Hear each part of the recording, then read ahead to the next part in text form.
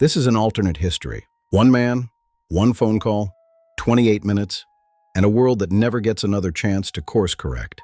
September 26, 1983. 0:15 Moscow time. A Soviet early warning satellite called Oko registers 5 inbound ICBMs. The alert reaches duty officer Stanislav Petrov at Serpukhov 15, a bunker south of Moscow that monitored the skies for exactly this scenario. Petrov has standing orders: report up the chain, log the alert, initiate verification protocol. The system has misfired before. Only 5 missiles doesn't fit the logic of a first strike. In this timeline, he doesn't wait. The doubt is there, but so is the training, the protocol, and a command structure that has spent 40 years preparing for exactly this moment. The call goes up before the second look happens, the report is logged, and the Soviet military machine, built to respond and not to hesitate, begins to move. General Secretary Andropov, already gravely ill, already convinced throughout 1983 that NATO is planning a preemptive first strike, receives the confirmation at 0028. He authorizes retaliation at 0034. The missiles are in the air before anyone at the Pentagon knows the Soviets saw anything at all. What happens in the next 28 minutes and the 24 hours after that is what this timeline is actually about. Because the launch isn't the end of the story, it's the beginning of it. The Cheyenne Mountain Operations Center picks up the Soviet launches at 0034.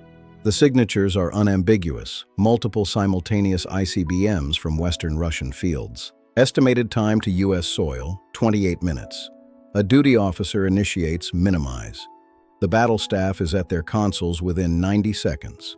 No one in this room knows the launch was triggered by a satellite misreading sunlight off clouds. Reagan is reached at 0038. The call takes 4 minutes, a fact that had already alarmed military planners in peacetime exercises. He asks twice whether it's a drill. It isn't. U.S. launch on warning doctrine gives the president a theoretical window of around 10 minutes to authorize a retaliatory strike. By the time authentication codes are confirmed, that window has narrowed to 4. There's a moment documented in every war game from this era where someone asks, what if it's wrong? In this timeline, as in every simulation, that question has no satisfactory answer. The order goes out. NATO's European Command receives the flash alert at 0:43. 19 minutes until Soviet warheads reach their first targets on the continent. Sasur's staff begins dispersal protocol. They don't complete it.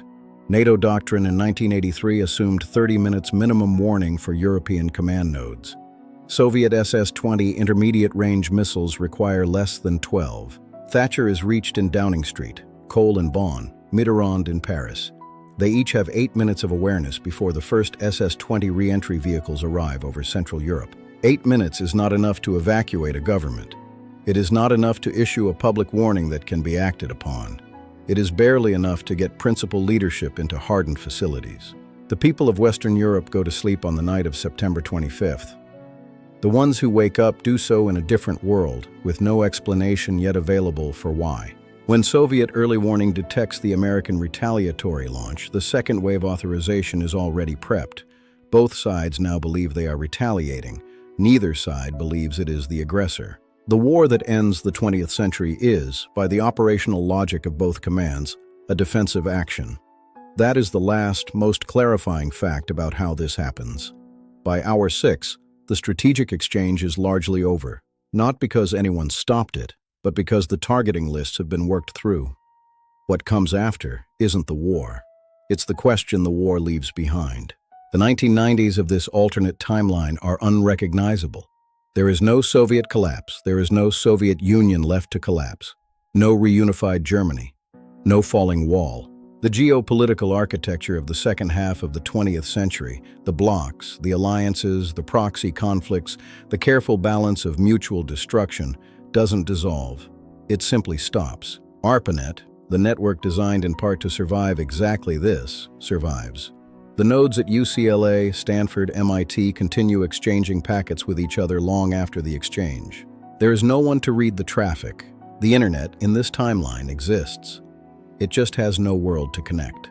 Stanislav Petrov, in our world, was punished for being right. His commanders didn't appreciate that he deviated from protocol. In 2004, he was given a special United Nations award.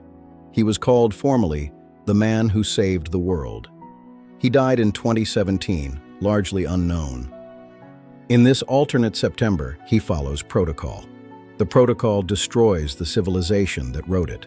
The difference between those two timelines is one man's doubt, not his heroism, not his genius. Just a moment of hesitation. 28 minutes. And the question he asked himself that night, in our world that he got right, is this real?